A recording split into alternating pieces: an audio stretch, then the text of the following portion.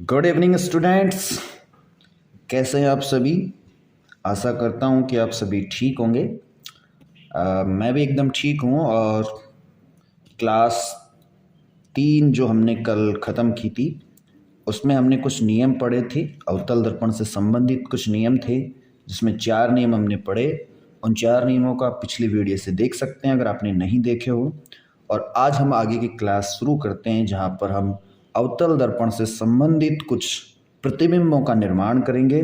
और प्रतिबिंब निर्माण हम करेंगे कैसे बनते हैं, हम कहाँ वस्तु को रखेंगे, वस्तु का प्रतिबिंब कैसा बनेगा, वस्तु का साइज क्या होगा और वस्तु की प्रकृति कैसी होगी।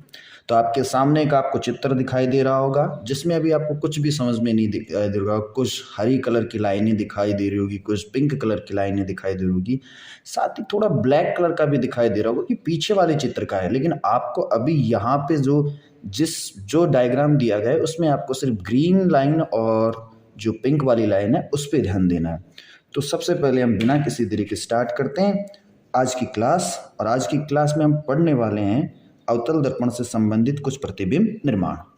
देखिए जैसे आपके सामने ये डायग्राम बना हुआ है और डायग्राम पे मैंने लिख रखा है, पहले से मैंने लिख दिया है कि हमारी जो वस्तु है कहाँ पे रखी हुई है, अनंत पर। अनंत का मतलब जहाँ हमें मालूम नहीं है कि वस्तु कहाँ पे रखी हुई है। जैसे मैंने ये थोड़ी डैश डैश डैश डैश कर रखे हैं, इसका मतलब ये है कि जो हमारा प्रकाश आ रहा है किसी अनंत वस्तु से आ रहा है। अनंत पर एक वस्तु रखी हुई है ए बी। और हम सभी जानते हैं, जैसे पहला नियम हमने पढ़ा था कि जब वस्तु से प्रकाश निकलेगा वो दर्पण से टकराएगा और जिस बिंदु से होकर गुजरता है उसको हम बोलते हैं एफ बिंदु यानी फोकस बिंदु। और हमेशा किससे गुजरेगा, फोकस बिंदु। तो देखिए अनंत से एक बार हमारा प्रकाश ऊपर आया, दर्पण से टकराया, टकराने के पश्चात वो जिस बिंदु से गुजर रहा है, जैसे ये वाली ग्रीन जो पिंक वाली लाइन है, इस पिंक वाली लाइन से टकरा बिल्कुल सीधा एफ से गुजर रहा है। तो ये पहली बार में हमारा गुजर गया यहाँ पे। दूसरी बार में देखिए अब की बार प्रकाश नीचे से आया, फिर दर्पण से टकराया और टकराने के पश्चात पुनः फोकस से होता निकल गया। यानी ये वाला हमारा प्रकाश ऐसे निकल गया, इसमें ये निकल गया और यहाँ से ये किरण आ रही थी, ऊपर से ये किरण आ रही थी। दोनों किरणें जहाँ पर मिलती है वहाँ पर हमारा बन जाता है प्रतिबिंब। तो हमारा जो प्रतिबिंब है वो बन रहा है किस पे, एफ पे। किस पे बन रहा है, एफ पे। यहाँ पे जो हमारा प्रतिबिंब बना है बिल्कुल बिंदु टाइप का। तो अब हम कह सकते हैं कि अनंत पर जब हमने वस्तु रखी तो वो दो तरीके से गुजरती है प्रकाश में, एक बार नीचे से एक बार ऊपर से। जब दोनों तरफ से गुजरती है तो जिस रेखा पर या जिस बिंदु पर वो मिलती हुई है हमें दिखाई देती है वो बिंदु कहलाता है फोकस। यानी पहले नियम से हम कह सकते हैं कि जब अनंत पर कोई वस्तु हम रखेंगे तो उसका प्रतिबिंब जो बनेगा किस पे बनेगा, फोकस पे। किस पे बनेगा, फोकस पे। यानी हम लिख सकते हैं 4 प्रकार की चीज़ें हम लिखेंगे। वस्तु की स्थिति क्या होगी हमारे सामने, वस्तु की स्थिति। हर बार हम यही नोट करेंगे 5-6 डायग्राम तक, वस्तु की स्थिति। तो एक बार मैं लिख देता हूँ, अगली बार में आप समझ जाना। प्रतिबिंब की स्थिति, सेकंड पॉइंट हमारा क्या होगा, प्रतिबिंब की स्थिति। जो भी हमने पढ़ रखा है, जैसे जैसे हम पढ़ेंगे आगे चलते हैं वैसे वैसे हम नई नई चीज़ें सीखेंगे। प्रतिबिंब की स्थिति। तीसरा होता है प्रतिबिंब का आकार, किस प्रकार का वो बनेगा, बड़ा बनता है, छोटा बनता है, वस्तु के बराबर बनता है। और लास्ट जो सबसे इम्पोर्टेंट है वो होती है प्रकृति। हमेशा ध्यान रखिए कि अवतल दर्पण में जो भी प्रतिबिंब बनेंगे वो प्रतिबिंब कहलाते हैं वास्तविक प्रतिबिंब। और वास्तविक प्रतिबिंब और आभासी प्रतिबिंब, 2 प्रकार के प्रतिबिंब आपने पढ़े होंगे। दोनों प्रतिबिंबों का मतलब क्या होता है वो हम आसानी से समझ लेंगे। दोनों प्रतिबिंबों का मतलब क्या होता है उसको समझने के लिए पहले हमें एक छोटा सा अलग से हम एक पेज ले लेते हैं और इस पेज पे हम समझते हैं कि वास्तविक और आभासी प्रतिबिंब क्या होते हैं। चलिए हम जब भी किसी भी डायग्राम में, जैसे एक डायग्राम ले लेते हैं, इस डायग्राम में मैं आपको ये समझाता हूँ कि जब भी 2 किरणें वास्तविक रूप से, ऐसे जब भी 2 किरणें वास्तविक रूप से, जब भी 2 किरणें वास्तविक रूप से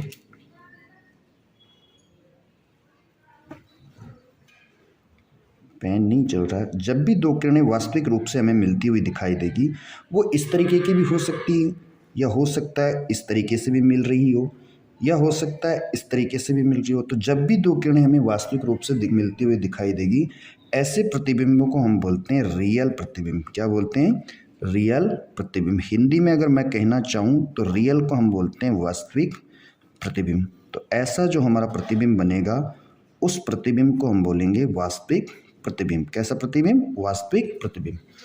और जैसे हमारा एक और दर्पण है जिसको हमने उत्तल दर्पण का नाम दिया था, उस दर्पण में हम देखेंगे कि कुछ रेखाएं हमारी कुछ इस प्रकार के डैश डैश डैश डैश में मिलती हुई हमें प्रतीत होगी या मिलती हुई दिखाई देगी। ऐसे प्रतिबिंब को हम बोलते हैं आभासी प्रतिबिंब। तो आप क्या समझे कि जहाँ पर किरणें वास्तविक मिलती हुई दिखाई देगी वैसे प्रतिबिंब को तो हम बोलेंगे वास्तविक प्रतिबिंब, और जहाँ पे डैश डैश से हमें दिखाई देगी ऐसे प्रतिबिंबों को हम बोलेंगे आभासी प्रतिबिंब। एक बात आप जान लें कि वास्तविक प्रतिबिंब जो होंगे हमेशा उल्टे होंगे, आभासी प्रतिबिंब सीधे होंगे।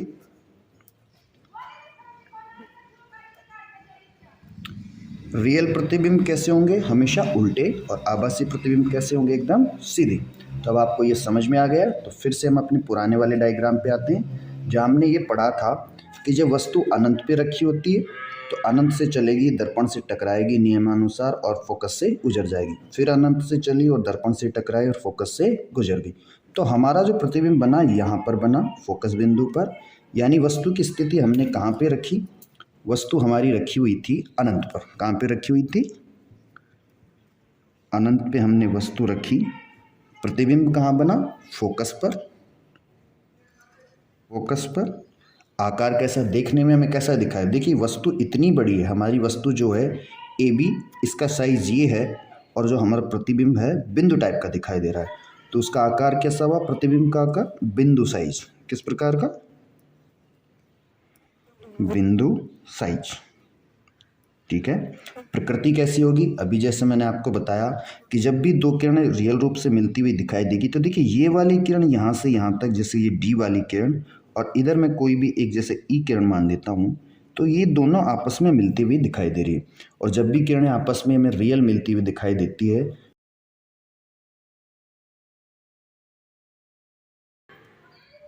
वास्तविक, और वास्तविक प्रतिबिंब कैसे होते हैं? हमेशा उल्टे।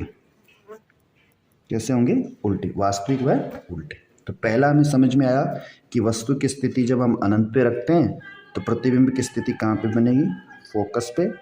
आकार कैसा बनेगा? बिंदु साइज का। प्रकृति कैसी होगी? वास्तविक एवं उल्टा। दूसरा हम जो डायग्राम देखेंगे, इस डायग्राम को देखने पर आपको दिखाई दे रहा है कि अब की बार जो वस्तु हमने रखी है C से परे, परे का मतलब होता है दूर। परे का मतलब क्या होता है? दूर। हमने जो वस्तु रखी है अब की बार C से दूर रखी है। C का मतलब क्या होता है? वक्रता केंद्र। यानी हमने जो वस्तु रखी है कहाँ पे रखी है? C से दूर। ये वाला जो बिंदु होगा इसको हम मान लेते हैं फोकस, और जिस बिंदु से ये किरण गुजर रही है उसको मानते हैं C। और ये भी जो वस्तु हमारी रखी हुई है C से दूर रखी हुई है। C से जब दूर वस्तु रखेंगे पहली बार में वो किरण चलेगी जब प्रकाश किरण, और दर्पण से टकराएगी और परावर्तन के पश्चात जिस बिंदु से गुजरती है वो तो कहलाता है हमारा फोकस, जैसा पहला नियम हमने पढ़ा था।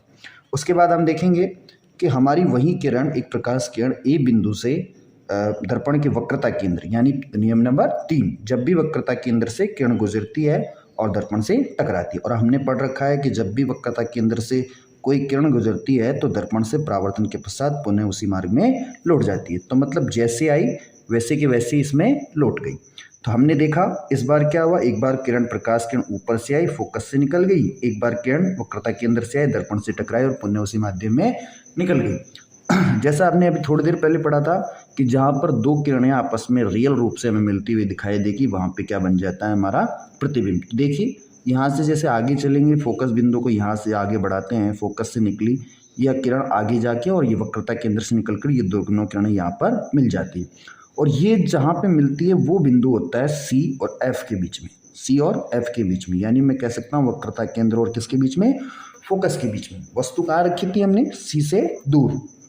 हमारा प्रतिबिंब कहाँ बन रहा है? C और F के बीच में। C और F के बीच में।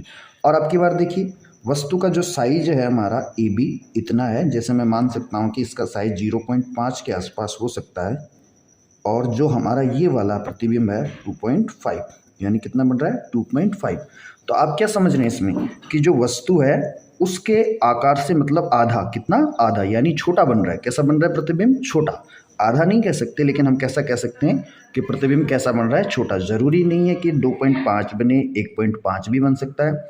तो हमारा जो प्रतिबिंब बनेगा जब भी हम वस्तु सी पर रखेंगे, तो प्रतिबिंब पहली स्थिति में तो कहाँ बनेगा? सी और एफ के बीच में। स्थिति तो क्या हो जाएगी, मतलब प्रतिबिंब की स्थिति होगी सी और एफ के बीच में। प्रतिबिंब का आकार कैसा है देखने में? वस्तु से छोटा, यानी जो बिंब था उससे कैसा बन रहा है? छोटा। और अवतल दर्पण पे बन रहा है, तो प्रकृति आप बताइए कैसी बनती है? जैसे मैंने बोला था कि अवतल दर्पण पर जब भी प्रतिबिंब बनते हैं कैसे बनते हैं? वास्तविक। और वास्तविक क्यों बनेंगे? क्योंकि दो किरणें हमें रियल रूप से मिलती हुई दिखाई दे रही है, जैसे ये वाली किरण सी और एफ के बीच में, तो वास्तविक प्रतिबिंब हमारा बनेगा। ठीक है, तो इस वास्तविक प्रतिबिंब को हम लिख लेते हैं जैसे हमने पहले वाले डायग्राम में लिखा था कि वस्तु की स्थिति। अब इस बार मैं डायग्राम में सीधा सीधा लिखूंगा, आपको समझ जाना है कि वस्तु की स्थिति है। वस्तु की स्थिति कहाँ है? सी से परे, यानी सी से दूर। चलिए आप बताइए प्रतिबिंब कहाँ पे बना? सी और एफ के बीच में। वेरी गुड, सी व एफ के बीच, शाबाश, मतलब आप बहुत अच्छा पढ़ रहे हैं। सी और एफ के बीच में। चलिए, जैसे आपने प्रतिबिंब की स्थिति बताई वैसे ही आप बताइए प्रतिबिंब का आकार कैसा है? वस्तु से छोटा। वस्तु से छोटा, प्रतिबिंब का आकार कैसा है? छोटा। Very good. और प्रतिबिंब की प्रकृति हम सभी जानते हैं कि अवतल दर्पण पर बनने वाले प्रतिबिंब कैसे होते हैं? वास्तविक व उल्टे। तो प्रतिबिंब कैसा बनेगा? वास्तविक व उल्टा। वेरी गुड, दो डायग्राम हमने पढ़ लिए। इसी तरीके से हम आगे वाले पे बढ़ेंगे। चलिए नंबर तीसरे डायग्राम पे आते हैं, जिसको मैंने पहले ही यहाँ पे बना लिया है। और डायग्राम को देख के आपको समझ में आया होगा, ये वाला बिंदु होता है एफ बिंदु, ये हो गया हमारा सी बिंदु। यानी अब की बार वस्तु हमने कहाँ पे रखी है? सी बिंदु। कहाँ पे रखी है? सी बिंदु। ए बी जो वस्तु है हमने सी बिंदु पर रखी, सी पे रख दी। पीछे से हम चलते हुए आ रहे थे, सबसे पहले वाले डायग्राम में हमने जो वस्तु रखी थी वो कहाँ पे रखी थी? अनंत में। और अगले वाले डायग्राम में हमने वस्तु रखी सी से दूर। और अब की बार हम प्रतिबिंब कहाँ पे रख रहे हैं, मतलब वस्तु कहाँ पे रख रहे हैं? सी पर। कहाँ पे रख रहे हैं? सी पे। तो देखिए, जब सी पर वस्तु रखेंगे तो दर्पण से टकराएगी, परावर्तन के पश्चात जिस बिंदु से गुजरती है वो तो कहलाता है फोकस बिंदु। एक बार पहला नियम। दूसरा नियम हम पढ़ेंगे कि जैसे सेकंड नंबर, आइए दूसरे नियम में, जिसमें मैंने बताया था कि जब भी फोकस से कोई किरण, ये वाली किरण जैसे फोकस से गुजरेगी और परावर्तन के पश्चात मुख्य अक्ष के क्या हो जाती है? समानांतर। तो इसमें ये मुख्य अक्ष के समानांतर होगी। और अब आप देख रहे हैं कि ये वाली किरण यहाँ आगे जाके ऐसे जब आगे पहुँचती है और इस वाली किरण को आगे बढ़ाते हैं, तो ये दोनों किरणें यहाँ पर मिलती हुई हमें दिखाई देती है, वास्तविक रूप में हमें मिलती हुई दिखाई दे रही। कौन से बिंदु पर? देखिए, ऊपर से अगर हम देखेंगे वस्तु हमने सी पे रखी है और नीचे हम मिलाएंगे तो यहीं पे क्या बन रहा है? वस्तु का प्रतिबिंब। यानी वस्तु भी हमने कहाँ पे रखी? सी पर, और प्रतिबिंब भी कहाँ पे बन गया? सी पर। और जब दोनों चीज़ें एक साथ बन रही है, ठीक है, तो वस्तु की स्थिति तो हमारे पास क्या हो गई? सी पर। वस्तु की स्थिति तो हमने कहाँ पे रखी? सी पर। Very good. अच्छा बताइए, प्रतिबिंब कहाँ बना? सी पर ही। वस्तु जब हमने सी पर रखी तो प्रतिबिंब भी कहाँ बना? सी पर। हाँ जी, वेरी गुड। अब हम इसका आकार बताइए, आकार कैसा? देखिए, वस्तु ए बी इतनी बड़ी है, अगर ये इतना बड़ा है तो प्रतिबिंब भी इतना बड़ा है। यानी क्या हुआ इसका मतलब? कि प्रतिबिंब वस्तु के आकार के बराबर है, यानी समान हम कह सकते हैं। तो हम क्या लिखेंगे इसके लिए? समान। कैसा होगा? समान या बराबर। ठीक है। और लास्ट बताइए, प्रकृति कैसी होगी? जैसा हम सभी जानते हैं प्रकृति कैसी होती है? वास्तविक एवं उल्टा। वास्तविक एवं व उल्टा। Very good. 3 डायग्राम हमने पढ़ लिए। ठीक है, चौथे डायग्राम पे हम आते हैं। ठीक है, चौथे डायग्राम पे हम आएंगे और चौथा डायग्राम आपको दिखाई दे रहा है। नंबर 4 जो हमारा डायग्राम है, नंबर 4, इसको लिख देते हैं। वहीं हमारा अवतल दर्पण है, मुख्य अक्ष है, यहाँ पे बिंदु F है, यहाँ पे बिंदु C है और यहाँ पे, ठीक है, जैसे ऊपर से हम चलते हुए आ रहे थे, अनंत पे रखा, फिर हमने सी से दूर रखा और सी पर रखा। अब कहाँ पे रखेंगे? अगली जो स्थिति होगी सी और एफ के बीच में। सी और एफ के बीच में अगली जो स्थिति होगी हमारी कहाँ होगी? सी और एफ के बीच में। तो अब की बार वस्तु हम कहाँ रखेंगे? सी और एफ के बीच में, यानी वक्रता केंद्र और फोकस के बीच में। यहाँ पे हमने वस्तु रखी, दर्पण से टकराई, परावर्तन के पश्चात मुख्य फोकस से गुजर गई। वेरी गुड, ठीक है। फिर जैसे हमने सेकंड नियम या थर्ड नियम जो हमने पढ़ रखा था कि वक्रता केंद्र से किरण गुजरेगी, परावर्तन के पश्चात क्या हो जाएगा, पुनः उसी मार्ग में लौट जाएगी। इस किरण को जैसे हम आगे बढ़ाते हैं और इस वाली किरण को जैसे आगे बढ़ाएंगे तो ये पीछे हमें सी के पीछे मिलती हुई दिखाई देती है। लेकिन दिखाई कैसे देती है, रियल या आभासी? रियल, क्योंकि दो किरणें समान रूप से या वास्तविक रूप से हमें मिलती हुई दिखाई दे रही। तो हमने वस्तु कहाँ रखी, सी तथा एफ के बीच में। तो मैं क्या लिख सकता हूँ वस्तु के लिए, सी तथा एफ के बीच में, ठीक है। तो क्या लिखूंगा, वस्तु की स्थिति सी तथा एफ के बीच। Very good. बताइए अब प्रतिबिंब आप खुद बताइए कहाँ पे बन रहा है। चलिए, जहाँ पे प्रतिबिंब बनेगा, प्रतिबिंब कहाँ पे बनता है, जहाँ पे दो रेखाएं मिलती है। तो हमें प्रतिबिंब दिखाई दे रहा है सर सी से क्या हो जाता है, थोड़ा सा दूर बनता है। तो हम लिख देंगे सी से दूर, सी से दूर। चलिए, हाँ जी, अब आते हैं आकार। देखिए वस्तु हमारी छोटी है, प्रतिबिंब क्या हो गया, बड़ा। इस बार प्रतिबिंब क्या हो गया, बड़ा। तो हम कह सकते हैं बड़ा। क्या प्रतिबिंब कैसा बनेगा, बड़ा, वस्तु से थोड़ा बड़ा ही बनेगा। चलिए, और लास्ट बताइए प्रतिबिंब की प्रकृति, जैसा कि हम सभी जानते हैं क्या होगी, वास्तविक एवं उल्टा। वेरी गुड, वास्तविक एवं उल्टा, वास्तविक एवं उल्टा। तो 4 डायग्राम हमने पढ़ ले। आते हैं नंबर 5 पे, ठीक है। 5वां डायग्राम ये इंपॉर्टेंट है एग्जाम की दृष्टि से इस साल के लिए। तो इस पे थोड़ा सा हम ध्यान देंगे कि ये कैसे प्रतिबिंब हमारा बनता हुआ हमें दिखाई दे रहा है। देखिए, अब की बार वस्तु हमने कहाँ पे रखी है, एफ पर। कहाँ पे रख दी, एफ पे। टकराई, परावर्तन के पश्चात किससे गुजर गई, फोकस से। चलिए, पहली किरण। दूसरी किरण देखिए, अब की बार वक्रता केंद्र से गुजरी, परावर्तन के पश्चात पुनः उसी मार्ग से लौट गई। ये पीछे ऐसे ऐसे चलती हुई दिख रही है। समान किरणें हमें समान रूप से ये आगे बढ़ती हुई दिखाई दे रही है, और ये समान रूप से इसको बोलते हैं समानांतर किरण। और हम सभी जानते हैं कि समानांतर किरणें कहाँ पे मिलेगी, अनंत पर। कहाँ पे मिल सकती है, अनंत पर। तो इसका जो प्रतिबिंब बनेगा वो कहाँ पे बनेगा, अनंत पर। यानी वस्तु हमने कहाँ पे रखी है, एफ पर। प्रतिबिंब कहाँ बन रहा है, अनंत पर। साइज कैसा है देखने में, अब हम अनंत पे थोड़े पता है कैसा बनेगा, लेकिन जैसा कि हम सभी जानते हैं सी तथा और एफ के बीच में, सी तथा और एफ के बीच में हमने जब वस्तु रखी तो उसका प्रतिबिंब कैसा बना, बड़ा। तो यानी छोटा तो बन ही नहीं सकता, बड़ा बनेगा। तो हम ये कह सकते हैं कि अत्यधिक बड़ा बनेगा, या विवर्धित बड़ा, जो हमें दिखाई नहीं देता है। तो इसका प्रतिबिंब कैसा बनेगा, बड़ा। और वस्तु की प्रकृति आप सभी जानते हैं कैसी होगी, वास्तविक एवं उल्टा। तो हम जल्दी से लिख लेते हैं, वस्तु की स्थिति हमने कहाँ रखी, एफ पर, यानी मुख्य फोकस पर। प्रतिबिंब कैसे कहाँ पे बना, अनंत पर। Very good. आकार कैसा है, विवर्धित बड़ा, विवर्धित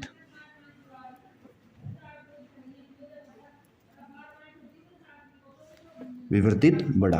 और प्रकृति कैसी होगी, वास्तविक एवं उल्टा। वेरी गुड, वास्तविक एवं वह उल्टा। चलिए, 3 नियम हमारे काम आ रहे थे।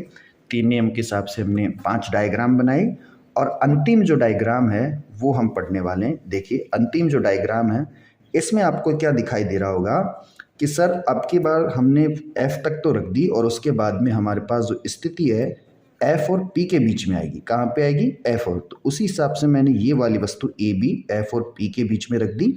और चौथा नियम याद कीजिए, जो हमने परावर्तन जो गोलीय दर्पण से प्रतिबिंब बनाते हैं उसमें नियम पढ़े थे। और चौथा नियम क्या कहता था कि जब दर्पण के ध्रुव पर तिर्यक दिशा में कोई किरण, तिर्यक का मतलब आधी ऐसी रेखा कोई जब आपतित होती है तो तिर्यक दिशा में ही लौट जाती। तो जैसे ये किरण आई और तिर्यक दिशा में ही लौट गई। चलिए, अब इस किरणों को हम पीछे बढ़ाते हैं, यहाँ वाली dash dash dash dash dash करके पीछे बढ़ाते हैं। एक बार किरण यहाँ तक पहुँच गई, और एक बार सेकंड जब हम उसको वक्रता केंद्र से गुजारेंगे तो आप सभी जानते हैं दर्पण से टकराती है और पुनः निकल जाती है। तो जैसे आई थी वैसे की वैसे ही निकल गई। लेकिन इसको पीछे जब हम बढ़ाएंगे डैश डैश डैश तो ये पीछे जाके यहाँ पे से मिल जाएगी, और यहीं पे हमारा क्या बन जाता है, प्रतिबिंब। कहाँ बन जाता है, प्रतिबिंब। चलिए, तो वस्तु की स्थिति हमारी क्या थी, पी तथा एफ के बीच में, पी तथा एफ के बीच। P तथा F के बीच में। चलिए बताइए प्रतिबिंब कहाँ बना। अब की बार सर प्रतिबिंब हमें समझ में नहीं आ रहा कि प्रतिबिंब कहाँ बना। इस बार तो आपने प्रतिबिंब जब जब भी हमने देखे तो जैसे आपने F C और F के बीच में रखा तो फिर F पे बन गया, जब अनंत पे आई तो F पे बन गया, और फोकस से गुजरी तो अनंत पर बन गया। लेकिन इस बार सर समझ में नहीं आ रहा कि प्रतिबिंब कहाँ बन रहा है। देखिए ऐसी स्थिति हमने पढ़ी ही नहीं है, इसीलिए समझ में नहीं आ रहा। लेकिन आप ध्यान से देखिए, क्या प्रतिबिंब यहीं पे बन रहा है, ए बी। चलिए तो ये नहीं, दर्पण के पीछे हो गया। कहाँ पे हो गया, दर्पण के पीछे। इधर इधर वाली चीज़ तो हमने पढ़ रखी है, एफ होता है, ये सी होता है, ये पी बिंदु होता है। लेकिन अब की बार प्रतिबिंब कहाँ बन रहा है, दर्पण के पीछे। तो घबराइए मत, प्रतिबिंब कहाँ बन रहा है, दर्पण के पीछे। कोई बात नहीं, इस बार नहीं समझ में आया, कोई बात नहीं, एक बार हम फिर से देख लेंगे इस वीडियो को, फिर समझ में आ जाएगा कि हमारा जो प्रतिबिंब बन रहा है कहाँ पे बन रहा है, दर्पण के पीछे। हाँ जी, आकार कैसा होगा, आते हैं आकार। आकार देखिए, वस्तु हमारी छोटी है, प्रतिबिंब कैसा बन रहा है, बड़ा। कैसा बन रहा है, बड़ा। तो हम कह सकते हैं प्रतिबिंब तो कैसा बन रहा है, बड़ा। Very good. और जैसे ही मैं प्रकृति पूछूंगा सबका जवाब होगा कि सर प्रतिबिंब कैसा बनता है, वास्तविक एवं उल्टा। लेकिन इस बार प्रतिबिंब वास्तविक और उल्टा नहीं बनता। और क्यों नहीं बनता, जैसा मैंने समझाया कि जैसे दो किरणें रियल रूप से मिलती हुई दिखाई देगी तब तो हम उस प्रतिबिंब को कैसा कहेंगे, वास्तविक। लेकिन अगर किरणें हमें बढ़ाने से या हमें मानने से हमें दिखाई देती है तो वैसा जो प्रतिबिंब होगा कैसा होगा, आभासी। और इस चित्र में आप ध्यान से देखेंगे कि इस किरण को हमने पीछे से माना है कि इसे बढ़ा सकते हैं, और इस किरण को भी हम क्या कर सकते हैं, बढ़ा सकते हैं। तो ये dash dash dash dash dash जो मैंने कर रखे हैं, इसका मतलब क्या होगा कि प्रतिबिंब कैसा होगा, आभासी। कैसा होगा, आभासी। और आभासी जो प्रतिबिंब होता है वो कैसा बनता है, सीधा। कैसा बनता है, सीधा। यानी हमें क्या समझ में आया कि सर जब अनंत से हम वस्तु को रखते हुए चलते हैं तो F और P बिंदु तक आते आते, यानी F तक जब हम वस्तु पढ़ेंगे तो सारे प्रतिबिंब वास्तविक और कैसे बनते हैं, उल्टे। लेकिन जैसे ही हमारी स्थिति F और P के बीच में आ जाती है, हमारा प्रतिबिंब जो होता है उसका आकार तो बड़ा बनता ही है, उसकी स्थिति भी बदल जाती है और उसकी प्रकृति भी बदल जाती है। स्थिति कहाँ बनी, दर्पण के पीछे। और प्रतिबिंब की प्रकृति क्या हो गई, आभासी एवं सीधा। आभासी एवं सीधा। ठीक है, यहाँ तक हमने पढ़ लिया है। ये हमारी क्लास यहाँ पे खत्म होती है। आज चौथी क्लास हम यहीं तक पढ़ेंगे। अगली 5वीं क्लास में हम पढ़ेंगे कुछ और प्रतिबिंब निर्माण और साथ ही साथ अवतल दर्पण और उत्तल दर्पण के कुछ उपयोग। Thank you.